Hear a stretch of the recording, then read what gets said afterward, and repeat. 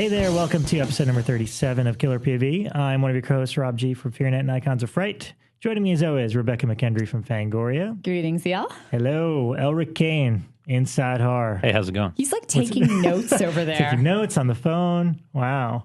We have a very special guest joining us because we got a lot of movies to talk about, and he was there to see a lot of them. Ryan Turek from the Bloodcast and Shock to Drop. Hi. What's up? Welcome. What's up? Thanks for having me back. Yeah, man. It's been a long time. Yeah, so we're going to try to go through a lot of stuff. This will probably be our shortest episode if we could pull it off properly. Yes. But this week was AFI Film Fest as well as AFM. Although AFM is not. That's more like you guys can't really talk too much about what you see there, right? Sure, we can. Okay. So, yeah. Yeah, we don't sign NDAs. So, Okay. All right. But that's stuff that's not coming out for a long time. That's looking for distribution, that sort of stuff. Not necessarily. There's a lot of different levels with AFM because when it's American Film Market for those people who don't know. And what American Film Market is, sometimes you take films there that are already made that you're looking for distribution. Sometimes they already have U.S. distribution and they're looking for international distribution. Sometimes they already have theatrical distribution and they're looking for VOD. Sometimes the film isn't even made yet. They just made a pretty poster and they're trying to get money for it or sell international markets. Or sometimes they're international films trying to find domestic release. Yes. Okay. So it's a multi-tiered industry event. All right. Okay. I only went once and I didn't know the full scoop, but thanks for bringing me up to speed. Yeah, there's a whole lot of everything. And it's also, it's kind of the best place to go to see what the big trends are for next year. Excuse me. Bless you. I seem to have picked up a plague there. Oh, great. So you're all infected. Didn't you say, you said to me off camera, it's controversial, but that puppies and sharks. Yeah. And NATO movies. So that was from just walking around. I always, I'm Morgan Peter Brown from Absentia was there as well this year. And there's a group of us that we always play AFM bingo. So this year we kind of, received the things that you have to look for. And so Malcolm McDowell was in everything. So he was one of our bingo slots. Danny Trejo. That was one that I said. I was like, if you could make a puppy movie with Danny Trejo in it this year, we could retire. Because every single company, the way that it works is they take over a hotel. They take over a hotel in downtown Santa Monica, and all of the furniture and beds and everything is pulled out of the rooms, and it becomes like little mini offices. Right. And you just go office to office talking to all the different companies, and they'll hang all of the films that they're trying to sell or promote out front. And you walk past and you say, I'm interested in Trainado. And then you go inside and you get information about it or find out what distributions are available and everything. And just from walking the halls, and over 800 companies set up there. And just from walking the halls, Danny Trejo was huge. Puppies, any movie with dogs. And actually, I have a story about how somebody tried to get me to write a dog movie while That's I on was a different there. podcast. This one's way too short for that story. And kids friendly. But yeah, and so then the other thing that I saw was everything. Every one of the smaller companies had a NATO film. So not Sharknado, I saw Stone-nado, which was literally just a tornado throwing rocks at people. And Car-nado. Isn't that just called a tornado? Yeah. I don't think if you need Stone-nado. There was Snake-nado. That's how you go against the grain. You make a movie just called Natural Tornado. Right. What it really is. It rained a little. Did you see the poster for Category 5, which had a picture of Burt Reynolds photoshopped in, and it's all these people looking around, and Burt Reynolds is standing there with a shotgun going, huh? Mostly probably because he's wondering why the hell he's holding a shotgun in the middle of a Category 5 storm. Wow. What do you need that for? Yeah. Wow. Sharky's Tornado Revenge. Sharkies, yeah. My favorite poster that I saw there was for a movie that's not even made yet, and it was called Squirrels. And the poster was it was a squirrel holding a severed human finger. And I loved the picture, so I snapped a picture on my iPhone, and the guy came out, and he was immediately like, you want to see the trailer? And I was like, okay, you haven't shot the movie yet, but you have a trailer. Cool, show me your trailer.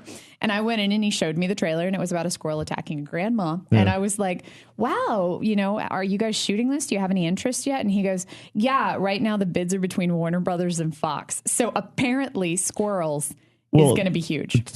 Timur Bekmambetov, who did the Abraham Lincoln. Sir. Well done. I've had to say his name many times, but he was on Abraham Lincoln Vampire Hunter. He did Wanted. Night Watch. That's his. Oh, wow. It's a concept or a story by, so he's an executive producer on it. And I think they have a director. Everything's in place for that one. Yeah, he told me that they had a director attached, and it was somebody that I'd heard of before. Oh, it was the guy who did Monster House or Monster really? Part. Yeah, the kids movie Monster House. Monster House? Yeah. Oh, okay. So the guy so after Poltergeist, he's going to move on to do that. Yeah. Interesting. So, but Squirrels was one of the ones that I found. That My favorite poster was Claws.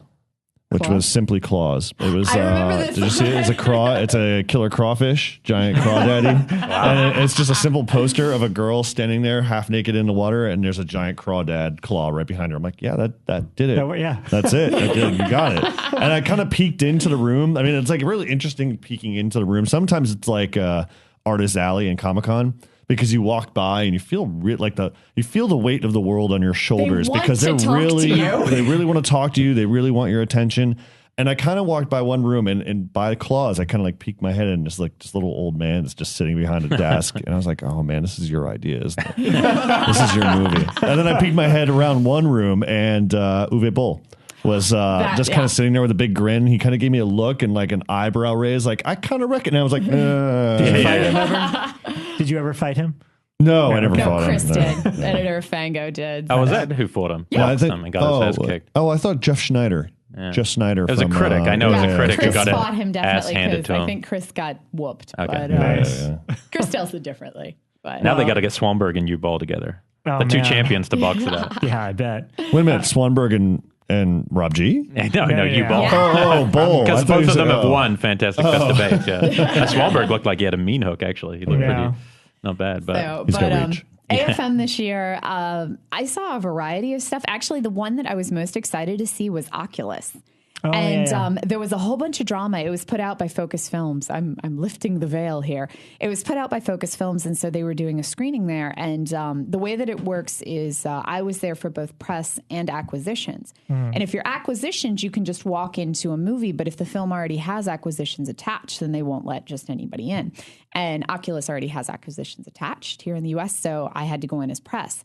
And so I'm like walking up to the Focus Films door, and she sees me and she sees my press badge and she closes it in my face. And I knocked and I was like, hi, I'm Rebekah McKendry from Fangoria. I'd really like to check out Oculus. And she explained that they had just completely dropped their international department that day and that it was crazy there and I couldn't see Oculus. I was so bummed. What's the story with that movie? The title sounds familiar. By the guy's Absentia director. Oh, that's it. And it was at Toronto. It was at the Toronto Fest, and it got rave reviews. They got good reviews. Film District picked it up for distribution, and then Film District dropped it, and now it's looking for a home. Oh wow, I didn't know that. Yeah, that was well, no wonder then. That's that makes why sense. They wouldn't let anybody see that makes more sense because seriously, I've never had a door slammed in my face before, but that was like as soon as they saw me, they were like closed. So I've gotten used to AFM, like just like the snobbery and cold shouldery of it all, and I kind of get the vibe. Like I walk in, and if I get the vibe, I just kind of like turn around and just walk right out. But I ran into Evan Dixon from Bloody Disgusting, and he was wandering around. It was his first year,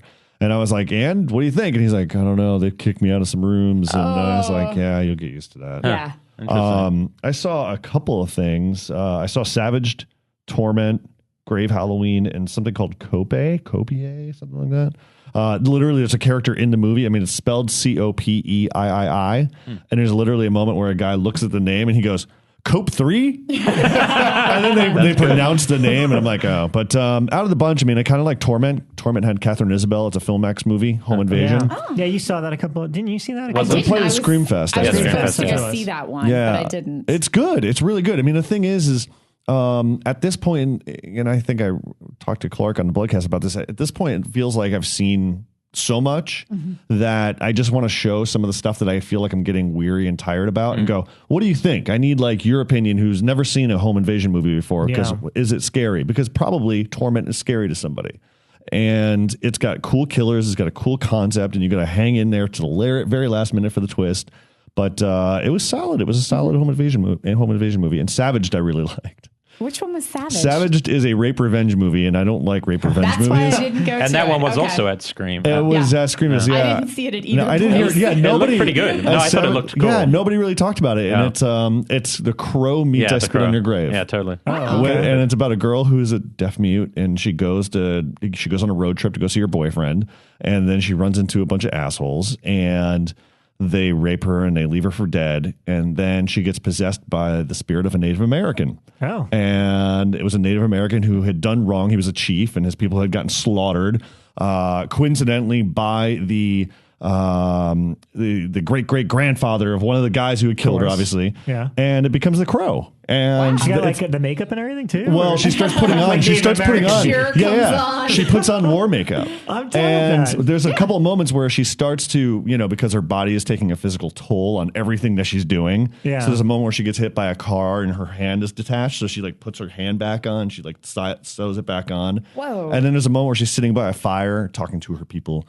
or something, and she realizes that there's an empty part in her torso, and I don't know why she did it, but she like tore out her gut, threw it on the ground, and then she took rocks and soil and then stuffed it back inside her, and then sewed herself back up. And I was like, all right, I'm on board. Oh, that's like Vin Diesel It's kind of shit. cool. That's cool. It's cool. It's cool. It's like really trashy 70s, action movie, but it's fun. I kind of always wish there was a female Crow. I was kind of bummed. Well, that's what they should have done. Yeah. Well, this sounds up my alley. Yeah, the second run that they did, Joe Barr was about the girl who lost her baby. Oh, yeah. It was a miniseries about the woman who lost her baby, and and she gets killed in the process, and she comes back as a crow and does the whole thing, and her makeup was rad. Yeah. Nice. It's a way to go. Well, at AFM, I saw Chemical Peel, which was awful.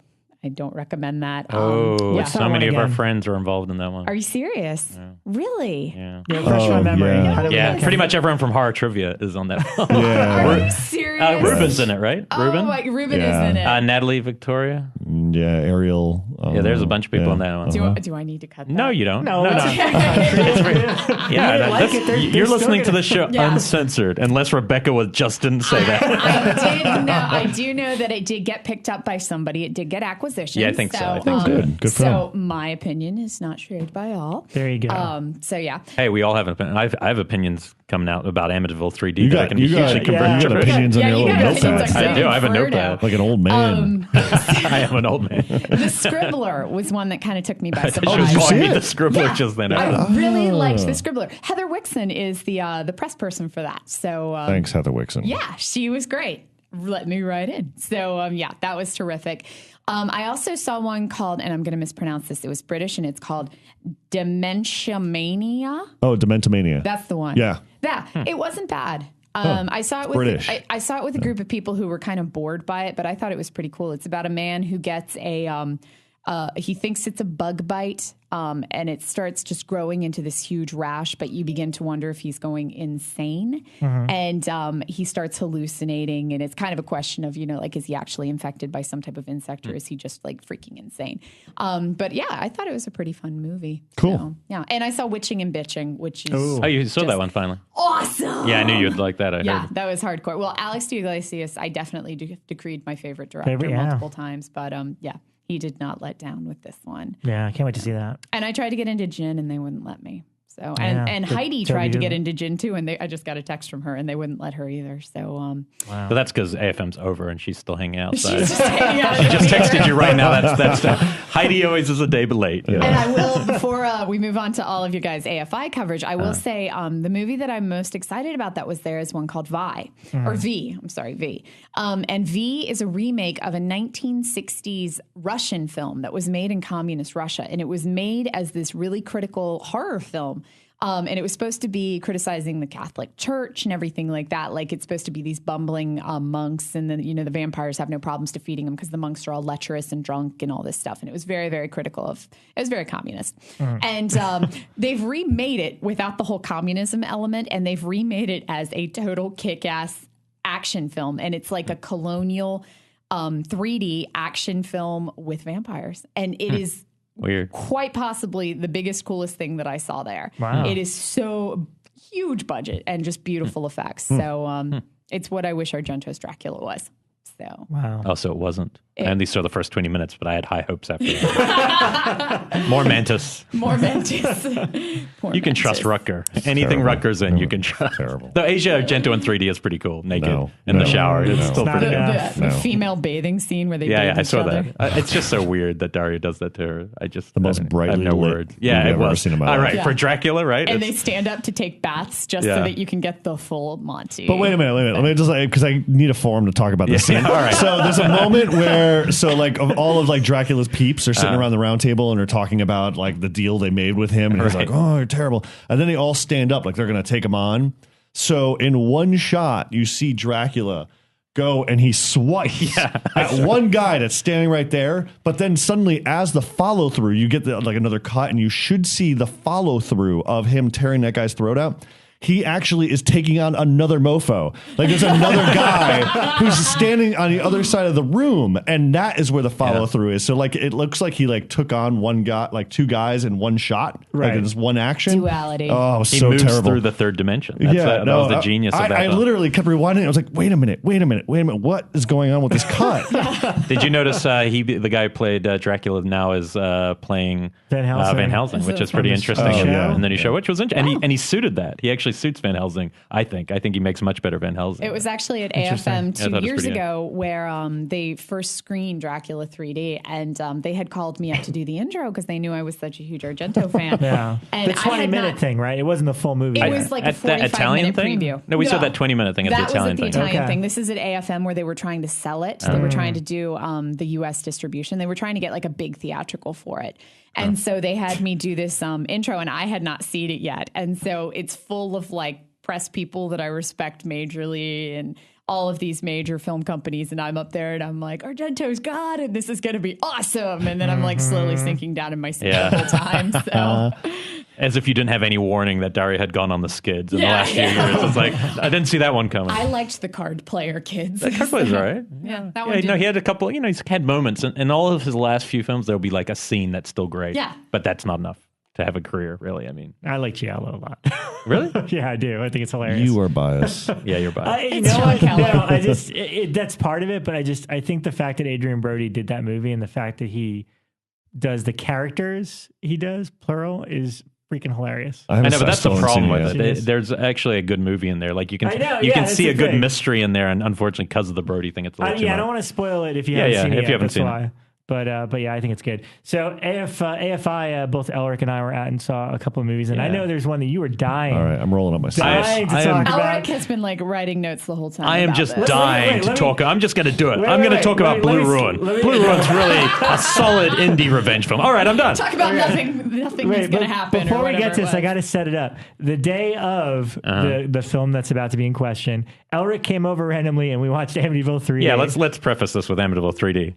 And we'll get back to that, but I just want to say that Amityville 3D was not a fun experience. It was really boring. We were kind of bored, yeah. It was really boring. And then we watched it in 3D, and it was still boring. And then you went to see this midnight movie, and at 3 a.m., I got a text. I'm committed. I was woken up by a text from Elric that said, I just want you to know that Amityville 3D was not the worst movie I saw today. I know. It was pretty extreme. Wow. Because you had just seen... I'd seen Eli Roth's. I changed my. I actually really liked the Green Inferno. Oh, okay. and Eli, if you're listening, no, actually, I really did not. It's been a while since I really almost hated a movie.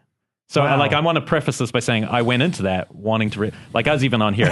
No, that's Ryan, by the way. I hear Ryan grinding his I was teeth in over here really hoping to enjoy this film because I had seen some stills and I was like, oh, this could be really fun. I love the backstory to how they made the film, and I thought it sounded really exciting to me. It sounded like he had taken a break from directing, so I thought maybe the characters will be better.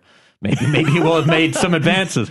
My biggest problem with the film is the first 40 minutes just bleeds, and also maybe it was being at midnight maybe hurt it too, because I have heard to be fair, I've heard very different reactions from people who went to Fantastic Fest than people who went to AFI. And I know that shouldn't mean anything, but I have almost universally heard at Fantastic Fest, hey, this is badass, and all these same kind of people at AFI were all like... they didn't change the movie. I don't think so, and I don't know if it could have been projection of the way... They didn't change the movie, but I did hear that you guys got an end credit sequence. We did not. Interesting. You got an end credit sequence that paves the way for part 2 that we didn't get at all. Yeah, that is in there. So you didn't see it, Ryan, you didn't see it at AFI, you saw it at Fantastic. I saw it at Fantastic Fest. Oh, okay. We also had Marilyn Manson heckling the Q&A the entire time. It was really weird. It was like him and Tarantino and a few other celebrities in this one row, but literally every question when Marilyn Manson put his hand up going, hey, is that your real cock? Is that your real, making fun of the actors and stuff. And it was like, I don't know, the whole thing felt kind of fratish, which kind of suits Eli Roth's movie. Yeah.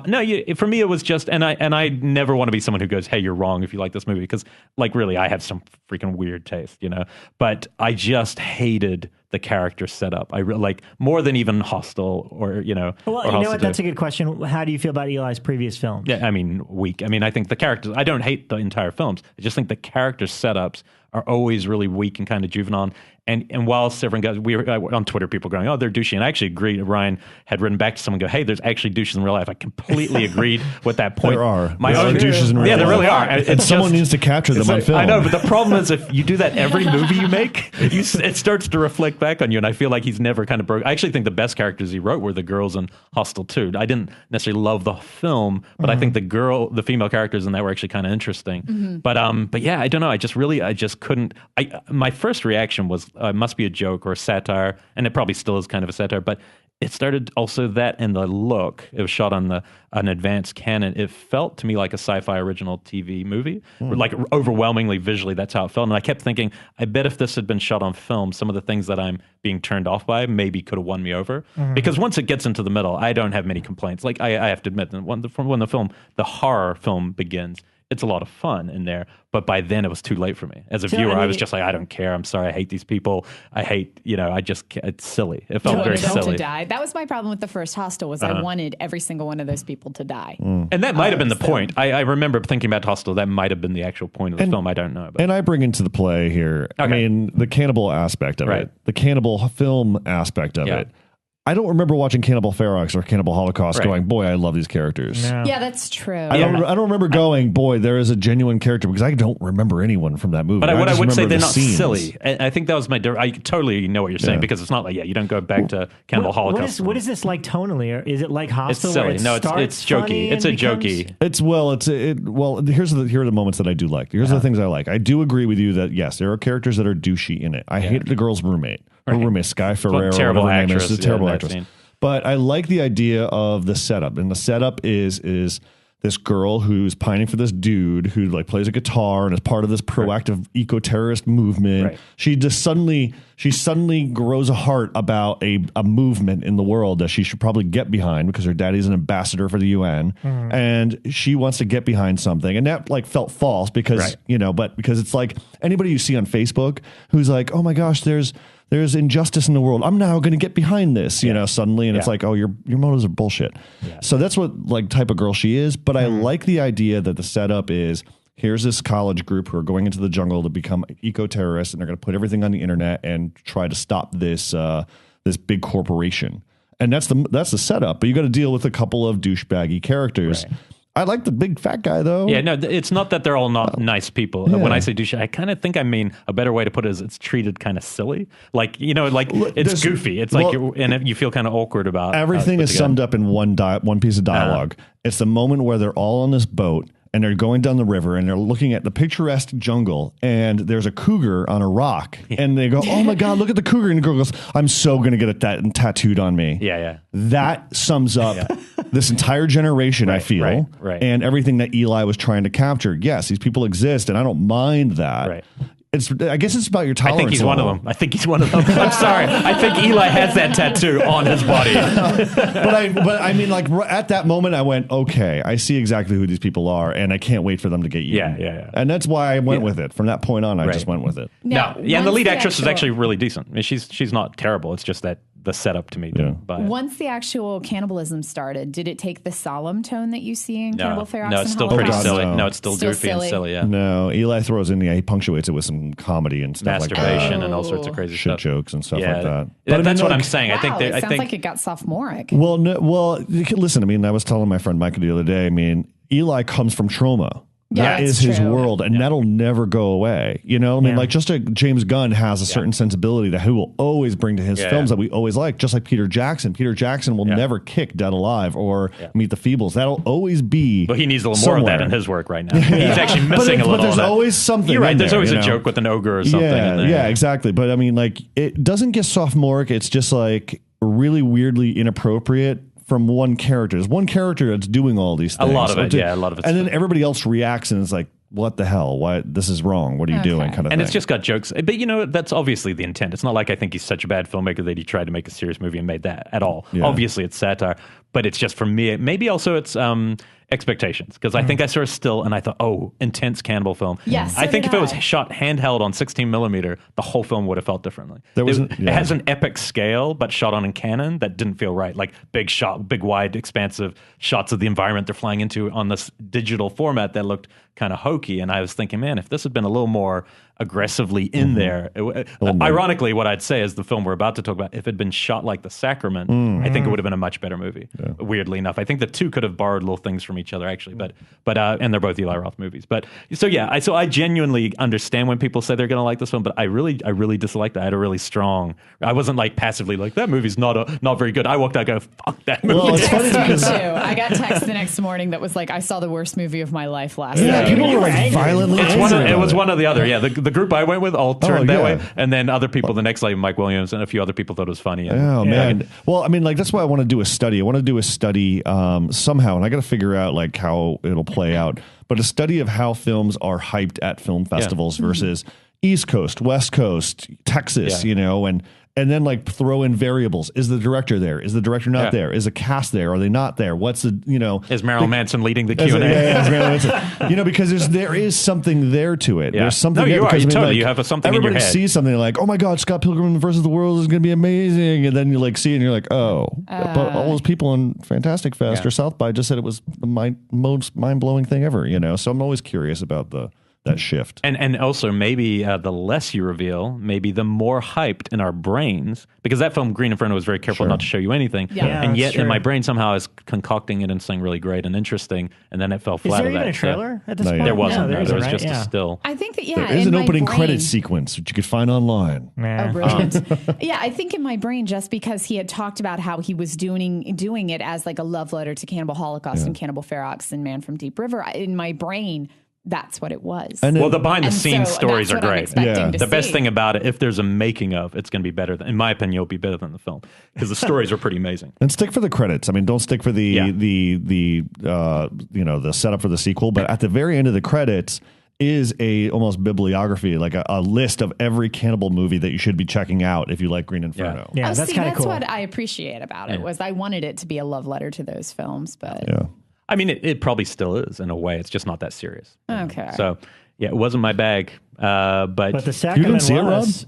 Green Inferno. No, I missed it. I haven't seen it yet. I do want to see it. I don't like Eli, but I like his movies for the most part.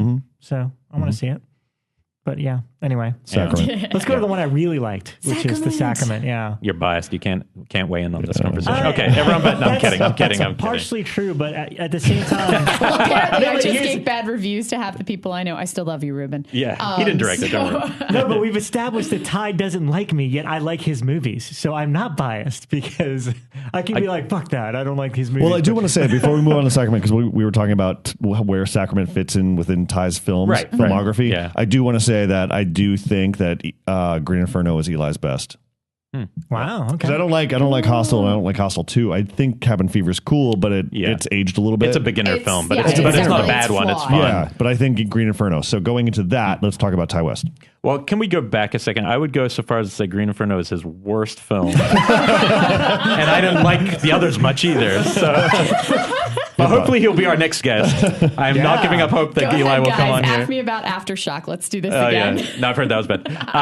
Well, we're talking about backstage. The Sacrament's a film, another film that they've released very little about. A lot of people who have followed it have heard that it has Jonestown, Guyana tragedy references, but it's probably more than that. It felt like basically a reimagining of Guyana seen through the lens of modern immersive journalism, like totally. Vice. And that was the really fun part of it, was seeing an experience that I really knew pretty well because I'm really into that Jonestown kind of ideas and how something like that could have even taken place psychologically.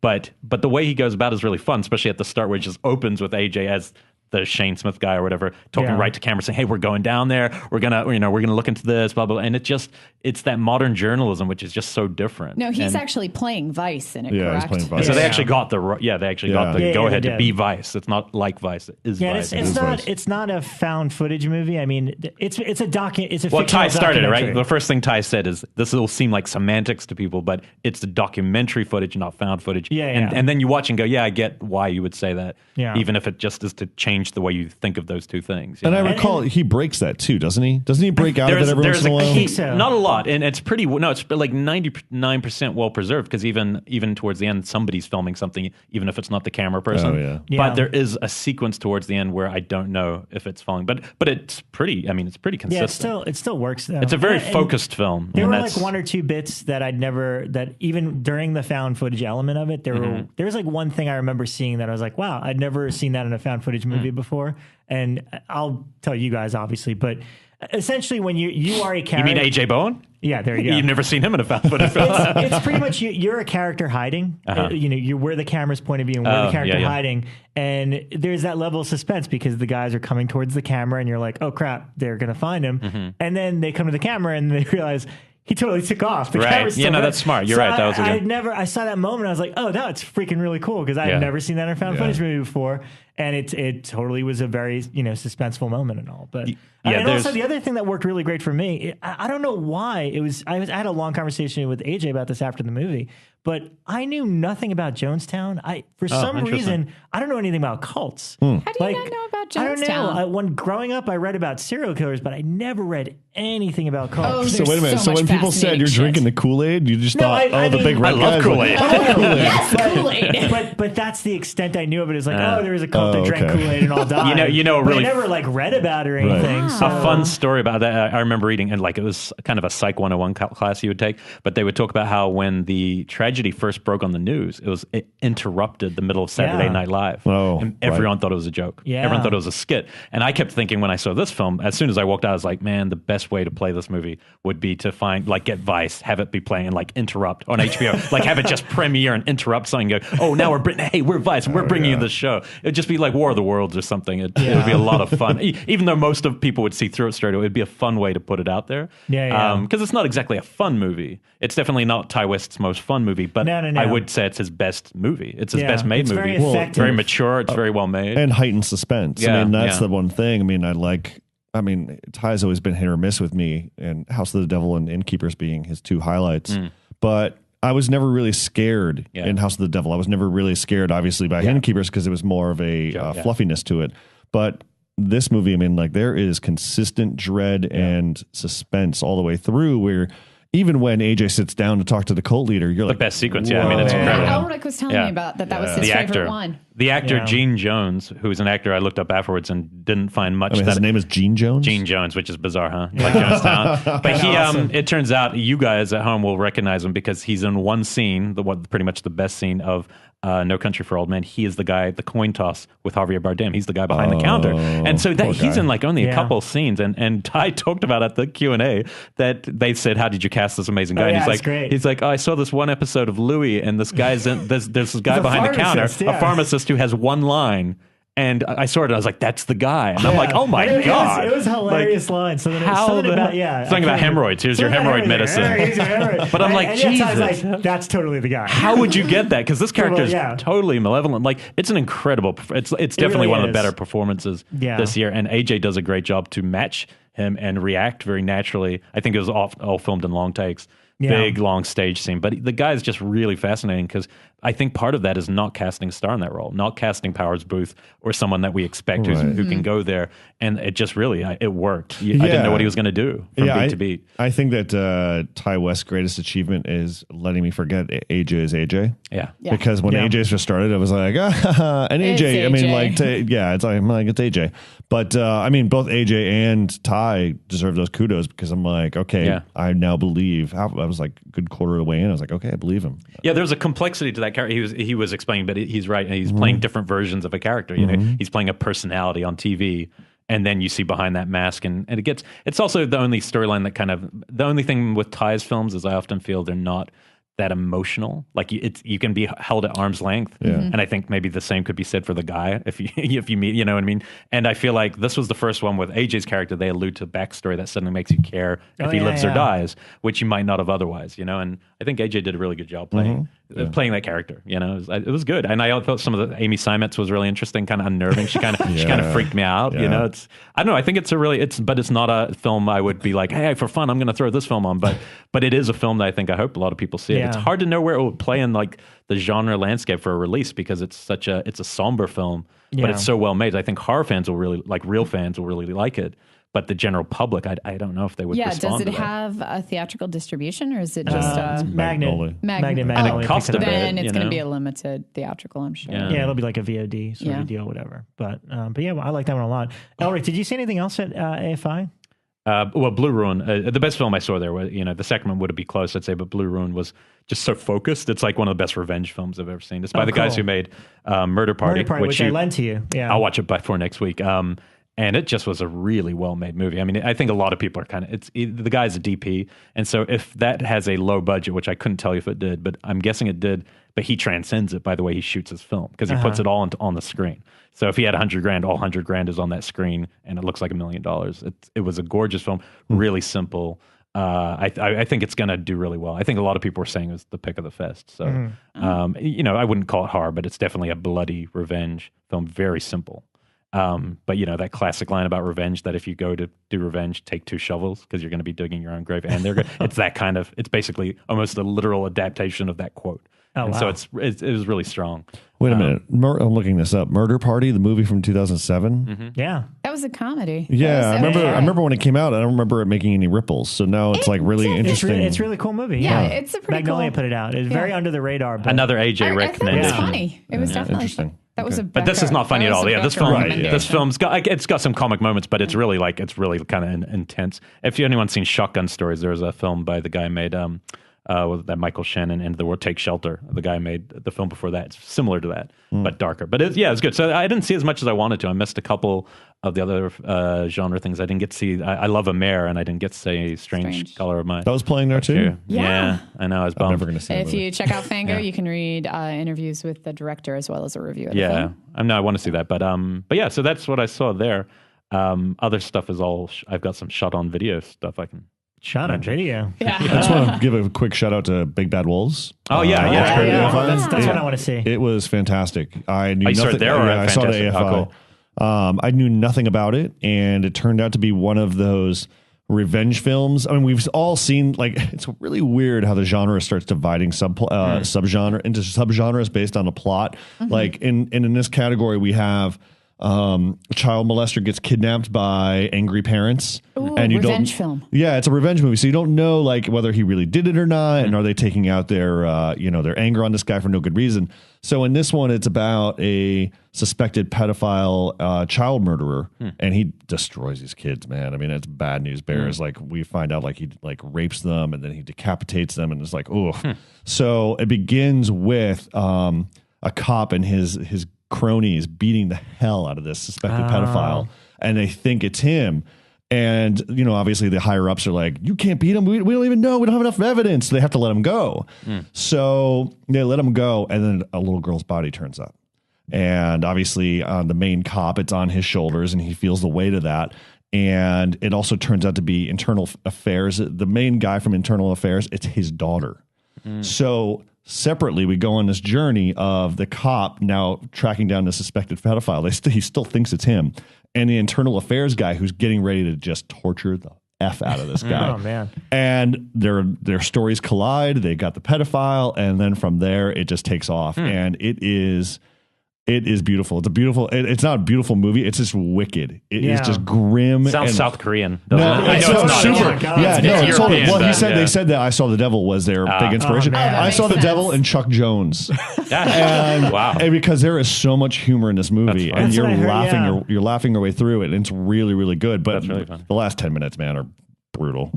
Which is funny because I remember at least from FEARnet was telling me all about it, but she kept emphasizing the humor part. But she's like, but okay, so it's a pedophile that kills children. I'm like, wait, what? Yeah, but it's funny. It doesn't make any comedy. sense. Yeah, there's a very Tarantino-esque vibe to it. But I just want to bring up really quick, why are we putting so much emphasis on the fact that Tarantino is calling this the best film of the year?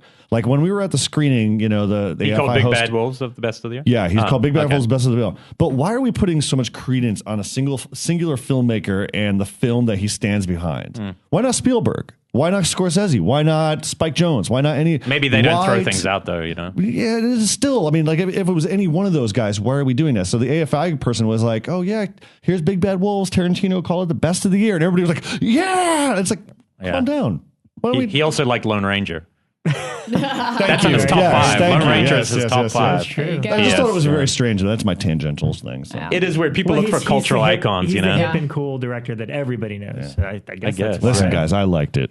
All right. Yeah. That's all you need to know. When I see it, I'm going to tell people, hey, Ryan Turek said. Crickets. Ryan Turek said that Quentin Tarantino said. I do have an update, guys. From Oculus before. I've been texting with the filmmakers during the show. Oculus is not currently looking for a home. Blumhouse bought it. Oh. So there we go. Yeah, but Blumhouse still needs to have a home for it, though. Relativity. Blumhouse and Relativity. Yeah. I think I might have read that, actually. Yes. And the Relativity have never done a horror film, so it'll be there first. Yeah, so I'm kind of cool. But yeah, no, so AFI is good besides the clusterfuck of lines and crazy computers, but it's free, so you get what you Did you don't guys pay for. see Strangers by the Lake? I never even heard of that. That is the one. Are you sure it's playing there? Stranger by the Lake, yeah. I know. Stacey Lynn Wilson reviewed it for us. I've never even heard of that. It is the one. It's a lot. Stacey's lying to you and taking your money, just so you know. She'll do that. You hear me? I know you do that, Stacey. Stacey's so shifty like that. I know. No, it's the one that is. It's a very intense homosexual film, and so a lot of people have been talking about it from that. But I also heard that it's Stranger by the Lake. But no, it's supposed to be a lot like Red, White, and Blue. What about blue is the warmest color? Tone. I did not see that. That's an intense lesbian film. Oh, I didn't know it was based on a comic book. Yeah. No, really?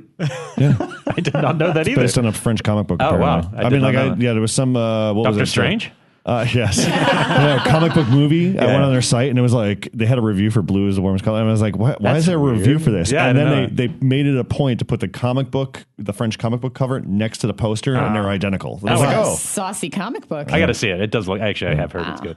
Nothing to do with horror. Okay, no, I've never heard of that one. No, it played there, and it's one that I'm kind of I'm anxious to see just because it's supposedly in kind of the same vein of Red, White, and Blue, where you feel like you're watching a drama, a very intense human drama, but then it spirals out of control, and then the last 20 minits are batshit crazy. And so, I like those movies. Really, I always like them. I do like them. Fun. Well, I mean, that's kind of I Saw the Devil is kind of like that. Yeah. Well, no, that one's consistently messed up. Weird kung fu fighting throughout. You're right. Okay. But yeah, no, I know what you mean. I also we hosted this new thing called with us and Gorzan. It was called High 8. And it was interesting. I'm not somebody who knew a lot about SOV. I think I was explaining here that the SOV thing probably never made it to New Zealand because I'm assuming that's such regional, straight-to-video stuff over here. So like rediscovering some of that lately has been interesting because some of it is really bad. Oh, yeah. I watched Blood Cult. I tried 2 nights in a row. It was the first ever shot on video, and it put me to sleep twice. But there's moments where you kind of see the appeal. But this was interesting. It was High 8 stood for Horror Independent 8 directors. They were all people who had names in that subgenre of a shot on video. A couple of them were really interesting. One was just the worst thing I've seen all year. And it's a real, genuinely mixed bag of films, but it was really fun to watch them like riff on this old thing. And they were mostly shot on analog technologies. One was talking about Bloodgasm. The film was Bloodgasm. They're rediscovering this old shot on video at a video store, and it kind of messes the guy's mind and stuff like that. It was fun. It had kind of a score like Halloween 3. But the highlight of the night, and I have to tell the story very quickly. Okay. It's glowing, I swear. Because shit like this doesn't happen in the world. Okay, so I'm on my way in. Anyone who knows me knows I really do genuinely think Things is kind of an amazing, weird, funny movie. Things. It's an Intervision. Yeah, Severin released Which it. no one ever says. That's a good movie. But it's Is that funny. the one with the cover where it's got the guy with the really bad mustache? Yeah, and the wait for it. Come with me on the story because you're gonna love it. Yeah, so the guy Brian on the Collins cover, is also defended. Brian. No, because it's genuinely funny. It's not like you're laughing just because it's bad. It has this weird Canadian sense of humor. Anyway, it's 20 years old. Anyway, I like that film, but I hadn't thought about it for a long time. So I'm about to go to work to play this High 8 movie, and I see things sitting on my shelves, and I go, well, I need to test my DVD player when I show movies. So I just grabbed it for no reason at all. I've never done this, never come with me. I get down there, I go, I'm going to play the trailer before the movie. So I'm testing the DVD and the star of Things walks in the door. What? It's a And jump cut. Barry J. Gill is the guy on the cover with the mustache 20 years later. And Bad mullet. and you think, I'm surprised? You should have seen this guy's face. His entire face like frozen. He went, I'm the guy who made this movie, eh? And here's the crazy part. He'd never been to LA. It was his first day in LA. was here for AFM. He was here for Get outta AFM. here. And I'm looking at him like somebody's playing a practical joke on me. like a psychic on. practical. But there's a twist. It gets weirder. I have to interrupt at this point because this is the moment when I walk in. Yeah. And Elric comes running up to me. Yeah, no one was And excited as I was. He was like a 3-year-old on Christmas I couldn't morning. even believe He it. I was like, Becca. He's like dragging me by the sleeve. This is Barry Gillis, the guy who's in Things. And I was That just is I met so Wes weird. Craven and was pretty cool, but I met Yeah. the guy from Things and I lost my shit. No, but this is where it gets weird. I took pictures of him with him. No, it was amazing. It was the This guy weirdest came thing. just on a lark because he read what was playing, and he was like, "Oh, I was here for AFM, and I thought I'd come in and just check out High 8. High 8 was pretty good, eh?" I mean, he really sounded like that. So he's sitting on a couch. I'm not kidding. This is the biggest twist of all. There's this documentary that's been going around called Rewind This, Yeah. and Adjust Your Tracking. I think it's Adjust Your Tracking. The funniest line in the whole film. You were there. Yeah, the yeah. funniest line in this movie is a line where this guy's showing his video collection, and he goes, "Oh, I've got it all alphabeticalized. I've got Things, and I got Things here, and then Things too. But this Things has nothing to do with this Things. There's two different movies called Things." Get ready for it. I'm not fucking kidding. There's two guys on a couch. One directed that Things, the other one directed the other. And they didn't No realize way. it. They did not I know. took pictures. They did not know each other. They did not realize. And the guy who's doing the Q&A, I give him the mic. He goes, hey, you're both the two guys who made the two different Things movies. And they look at each other and go, oh, weird. And I'm just sitting, and I'm sitting going, this is the craziest, like literally the weirdest, like bad 80s video thing. Isn't that Jay? Wait a minute. This only I know can this happen in guy. Yeah, I think he Japan. does a lot of editing He for does other movies editing and now. stuff. Oh, right, But yeah. he did the Things. He did back the in other 80s. Things. I think he did the 90s Things, and Barry did the 80s I things. thought Elric was going to wet himself. I just didn't even, and I've That's never. pretty amazing. Truth be told, I haven't even seen that other thing. Dude, but that is so weird. They were sitting on a couch and they didn't even know. So it took the other I'm guy. convinced at this point that Jumpcut Cafe is on this weird. This is Elric with Barry Gill. Yeah, I'm losing Oh my yeah, shit. I saw that photo. Yeah, But the it's whole like- thing was so weird. It's like got this weird psychic power. Yeah, you know? you're on some weird plot of land that allows people to just like come on in, It's, you know. and just- what's that Scottish? The Scottish people say there's something called the thin places where the between the two spheres Yeah. are thinner. I think Jumpcut's or Poltergeist or something. No, but it really was. It was one of those moments where you're like, that is so obscure and random. But it made this guy's like trip. I mean, this guy came from Canada to AFM. The fact that you grabbed that DVD. Yeah. and was showing and that he was trailer. actually at AFM pumping another movie. Yeah, He which looks wasn't- not as He didn't even good. want to talk about Things. At Yeah, he's AFM kind of because he ashamed was of being the joke of Things, I you know? don't want to know that. I don't want people to know that I made Things. I want to show them this new movie, which I have a copy Yeah, of now. it's- I'm not kidding when I say it's probably the most crazy thing I've ever Yeah. witnessed because just Really the confluence of the events doesn't make any sense. But here's the beauty of it. The beauty of it is only we appreciate. I know. that. I know. If you were sitting at some Thanksgiving meal trying to relay this conversation to anyone else, they'd be like, Yeah, cool. What up? Oh, you What? mean I my call wife? my When I'm like, Things, and she's like, what? And when I broke up the VCR, she went into the other room. She's like, I don't want to see the Vestron oh thing. my God! Here we go. We have a horror romantic comedy in the works. Oh, yeah, So there you, the husband breaking out the VHS player is tantamount to the woman, the wife putting on the sweatpants. Nice. You You're know, right. it's Yeah, like actually, I calling like it a that. night. I like Just that. You're going, right. All right, that's it. Yeah, Rebecca's you've sitting given here up. going, You Ryan, just- shut up. Yeah, you're Yeah, giving you up. just described like my ultimate date Yeah. sweatpants and a VCR. Yeah, VHS. Wow. But the shot and video thing was cool, and it definitely became one of our actually most fun events because of all these crazy things. But the movies, it's a mixed bag, but the spirit of it's really cool. People regional. Cool thing is all these directors who made the High 8 thing were all in different states, so they were sending their movie in, and so it was kind of cool. You could have it premiere in every city, But yeah, just rediscovering these weird shot on video. I'm sure we'll hear from. Actually, I want to hear what favorite shot on videos that I should watch if I'm going to watch one of these a week for a while, just to kind of see what's out there. There was this guy back in the 80s, and you guys have to help me remember this. I want to call it Mad Movies, but I don't think that's what it's called. But it was this guy, this old guy with white hair, who just made these little movies in his garage, and they were like 30 seconds long, and then he would combine them together, and it was like prop comedy, where he would say like squashed meat, and then he would just show meat and a shoe hitting it. What? And I kid you like not. a clip show almost. It was like a clip show, and they were all filmed in his garage, and I watched, he had like 3 of them, and they had them at Blockbuster. And they were all shot on video, and I have to go back and find these things now. So if remember anybody, Blockbuster?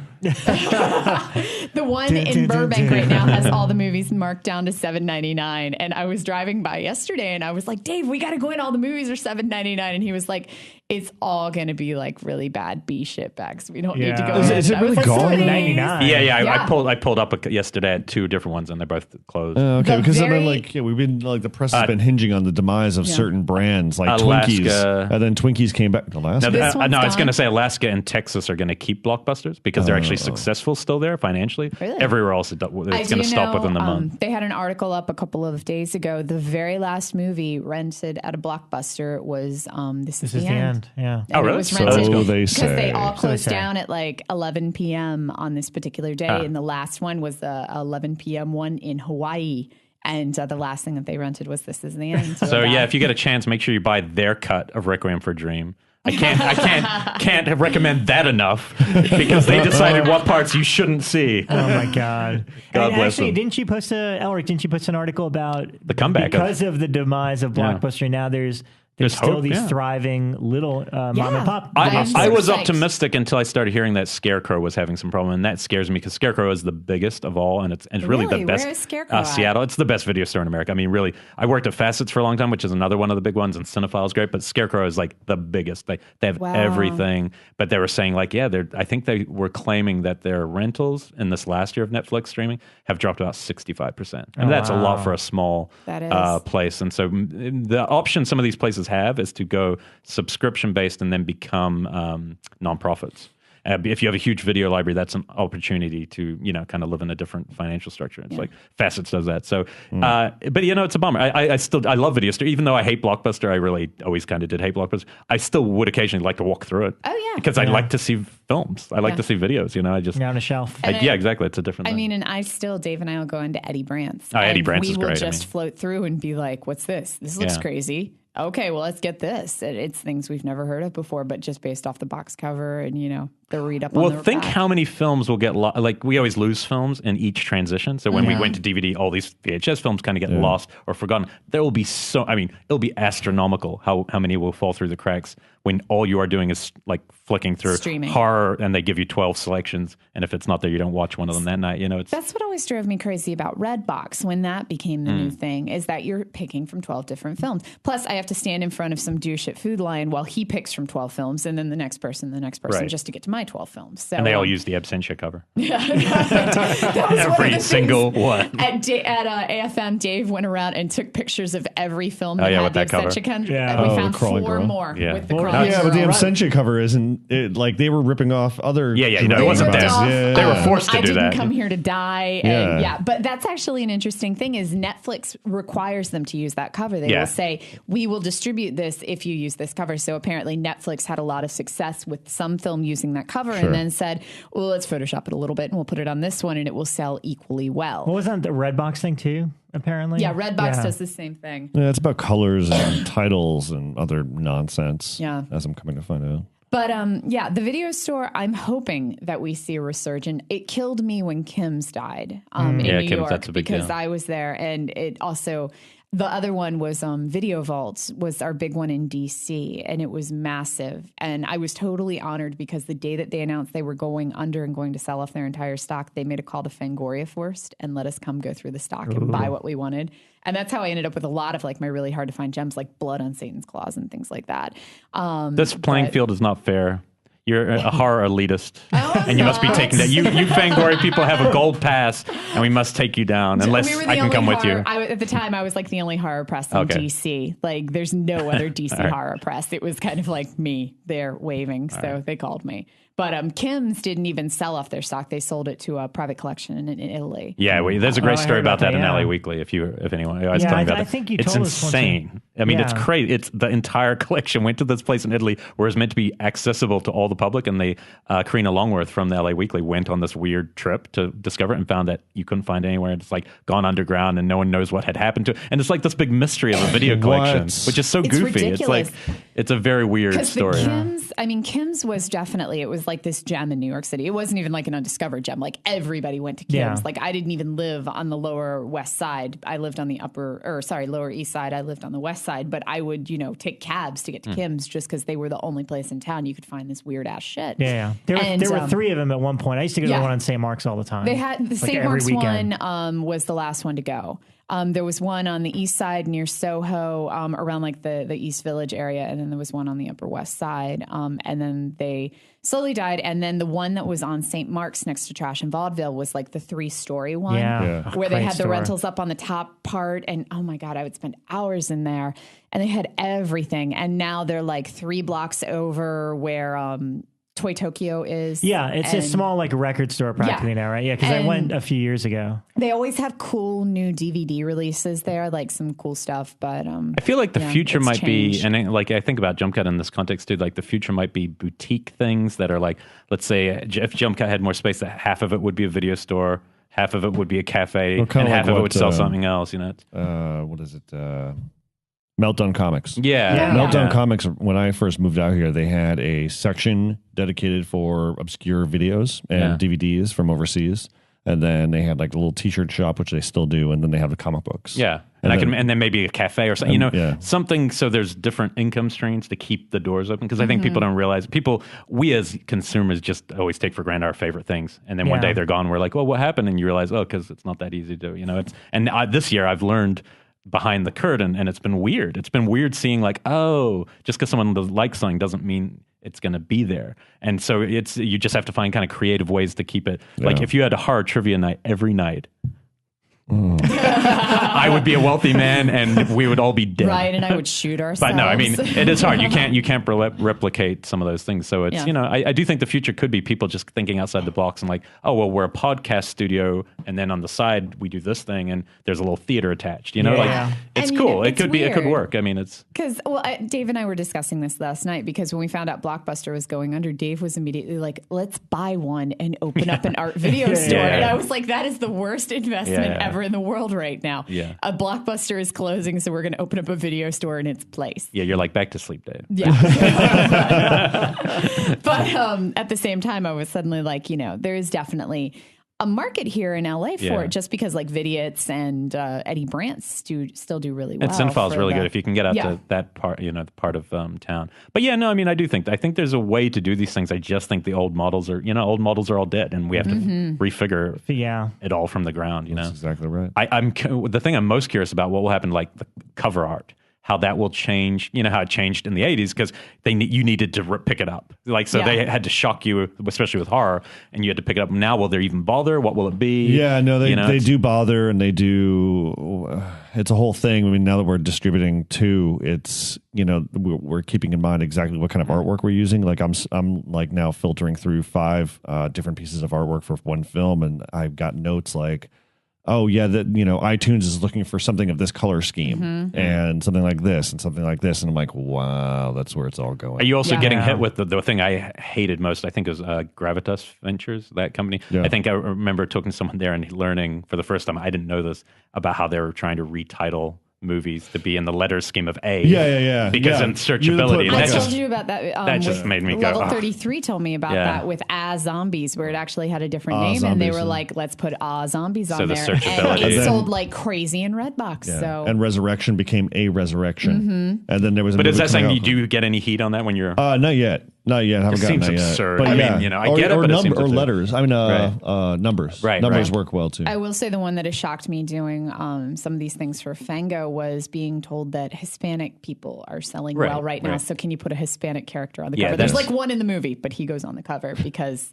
that's the popular. But that's market definitely true. Now. I mean, it definitely was true at Horror Nights. I mean, I remember looking in the line going, wow, I mean, this is a real market, like a real always. horror. It always has been, which is weird. Yeah. But they haven't been given the chance to have their own voice in the film. So that was a Ghost Team 1, or what's that new film? Ghost Team 1. I didn't see it. Movie. I saw the trailer and I thought, okay, interesting that it's finally a direct play. I am hearing good things about the marked ones, Paranormal Activity, which is the all Hispanic cool. Paranormal Activity. I'm hearing excellent things about night. that. Yeah. Oh, good.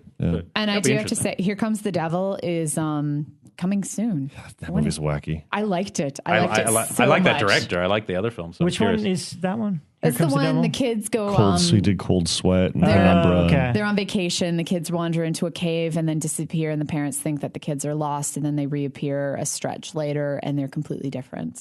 And look say cool. that they've been possessed by the devil. It's a really cool film. It is. It's wacky. It's wacky. But it begins with two chicks making out. yes. It begins with like this really lurid, almost raw meat-esque soundtrack. It's like, and then like all of a sudden it's like soft focus, and it comes into focus, and it's just two chicks making out on a bed.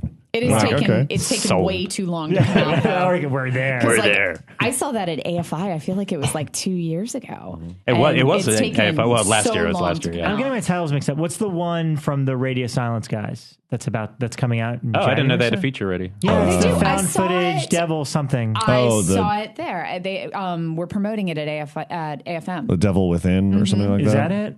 I think so. Doesn't sound- I guess that's right. So it's their I'm first actually- year. Fox is putting out. That's cool. I'm looking forward to it. In Yeah. January. I mean, once I heard it was them, Yeah, of and course, again, they did the best segment in Yeah, it's VHS. pretty- But, once I saw the David trailer, Bruckner, if you're listening, I'm still with your segment. and I love Bruckner too, but yeah. So unfortunately, we have to kind of wrap it up now. Well, we have super important events that Ryan wants to promote. Do I? There's dental floss. It's actually me, but I want Ryan to help promote it. Yeah, we have trivia night next week. Oh yeah. At Jumpcut Cafe. That doesn't actually need promotion because you can't come. You could get in. We're already out. No, this weekend we are the indie feature I've enjoyed the most in Rob as well. And Yeah, we're sponsoring it. Yeah, we are. We're gonna all introduce it. It's called The Battery. And we have been talking about it quite a bit on the show, but it was really cool that he let me show this because, he didn't need to. Send some beautiful looking Blu-rays, and we're going to be, Jeremy Gardner won't be there because he lives on the other side of the country, but AJ, sickness pending, because I did see tweets saying he thought he was dying of pneumonia, will be there to introduce the film with us on Saturday, and we're going to pressure Ryan to put something on Shock to the Drop after this show about it. We've already posted everywhere else. Exactly. It'd be fun to watch it with people. And it's funny. And it's short, so if you're going out on Saturday night, it's only 80 minutes. Yeah, you're like, it's a lead 80 minutes. Yeah, so it's get a out great movie. You should watch it with us. The cool thing is I've had one or two people that can't make it Saturday that actually bought it on VOD. Cool. Yeah, and loved it. I've already bought it on VOD. We watched it last night. It was amazing. Yeah, I really like it. Because on Saturday night, you guys will be sponsoring Solo because I am hosting 35 Years of Terror. That's right. That's right. The both of you guys will Both be. of us. I'll be there this tomorrow. weekend. Friday. Just Friday? Friday. Okay, Yeah. which is when Friday. this airs. Which is today because the people are listening. Yes. Yeah. So, I am yeah. Saturday from 10 to, it stays open till like 11 p.m. that night. So, Yeah, it's so pretty insane. if any of you going to the Halloween 35 Years of Terror in Pasadena, both Ryan and Rebekah are moderating panels, so go say hello. And don't go to their panel during the battery, but Go to the text battery. them or tweet them. Yeah, I think it'll be done by the time the battery's It could done. be, it could be. And it's short. And then the next day, this is the most random thing. I know. And it's good news, though. Subspecies Bloodstone. This is not my night at Jumpcut. Strictly Splattered, put on a night. But the cool thing is Denise Duff's coming. But this is the part I'm excited about. Ted Nicolau is now coming too. Oh, the director. who nice. made TerrorVision, which is a lot of fun. It's goofy, Yeah. weird. Hey. And Charles Band has given permission for this to be played, which I didn't think he would. I thought he was into saving everything. I think he's going to change his mind after he listens. I'm so glad the great Charles Band could give you permission to show this movie For free. I'm like the only cafe. guy who's ever gotten anything free out of Charles Band. This is one for the record. God. So anyway, I've never seen any of the Subspecies movies, so I have no idea what to I expect. like the first one. Okay. Yeah, the first one's Actually, good. I can't remember them, but I think 2 is my People favorite. told me 2 is really good, but And I'm very excited. I tried to make it through the box set and I didn't make it like halfway through 2. I was like, okay, and I'm done. Becca really liked 2. She'll be there to talk about another. Yeah, I actually posted on the event page something like, because when you said the guest was Denise Duff, I was like, my 15-year-old self is exploding. My current self is just being like, yeah, it's pretty cool. Yeah. And she liked it. So, Oh, really? Yeah. So I was like, ooh, cool. She was actually, sadly, I always meet these people sometimes before I know who they are, and she was at Jumpcut, and he was like, hey, this is Denise Duff. I went, hey, I don't know what that means. I'm sorry, I've never seen you in anything. But I had the same experience with the girl from Stepfather, and I was really bummed because then later on I realized, she's in Popcorn. She's the lead in Popcorn. And she's Jill awesome. Sholin? Yeah, she was there. Tom Holland Shame brought on her in. you. I know, I felt really bad because Tom's she's like, awesome. This guy's like an encyclopedia. He's going to know you. It was the biggest insult ever. Tom Holland goes, you've got to meet this guy. He's seen every movie ever made. And she introduced me, and I go, hi. And she goes, well, he hasn't met me. Shame on you. I know. What are you going to do? But she was still hot, so I give her kudos for that. Wow. And also, Because I'm a misogynist pig. And that's how you'll all know of me now. Well, she was hot. Yeah. What's that? Oh, yes. Yes, Rebekah, so you know we the deal want with to give this. some props. Yeah, apparently I'm the only one who read my emails. I know, I did. I know all about the dragons. So they've got a really cool contest here going on at GeekNation, where if you go to the GeekNation site right now, you can get some info on it. But if you go into a Pickup Sticks, and those are awesome kind of Asian fusion restaurants that we have. Lemon chicken. I am all about the General So is totally there for me. But anyway, if you go into them and you film these little 30-second videos on your iPhone. 60 seconds. 60 seconds, thank you. They can really be kind of anything that you want. But I think it's also general filmmaking, too. Like, you can make anything. You don't have to make it in the store, but they're looking at, like, they have a dragon character as their mascot. Yeah. They have anything to do with the title. So you can... They want people to obviously be creative about it. And it's gotten a lot of really good press, I noticed. And so they're getting some really good videos in. Because you get $10,000. $10,000. Like, a party. I want to make one, kids. And you can meet Denise Duff. We may come to the party when they bring Denise down. Yeah. I'm going to make one starring her at Jumpcut, their competitor. Yeah. So check the Geek Nation website for details on that. Yep. Again, please go on our iTunes, go on Geek Nation, comment on our page, let us know what you think. Check out Ryan's new swanky website for that's Shock right. Till You Drop. Shock Got a nice revamp. Shock got a facelift this week. Yeah, that's right. Look good. Our first title that we're distributing solo is now available on iTunes, Amazon, Xbox, and PlayStation and Voodoo. And Right it is on. called Solo. Solo. Oh, I want to see that one. Yeah. Although I did want to retitle it so we can get towards the front of the queue and just call it One Solo. Yeah, a solo. Or just one, and then in parentheses, solo. Blatant. Right, congrats. And also another podcast on this very same network. Bloodcast here at Bloodcast. GeekNation. Listen here, they got a Facebook page as well. Yeah. We'll be back next week, back to normal Yeah, back schedule. to guest stuff. Yep. And Yeah, we've got the guys, the filmmakers that made Almost Human coming in. yeah, next so week, watch the that should trailer be before you fun. listen. It's a really fun regional horror. So Yeah. good times. It'll be good. All right, Cool. we'll see you then. Cool. Thanks, Bye, guys. guys. Have a good one. See ya.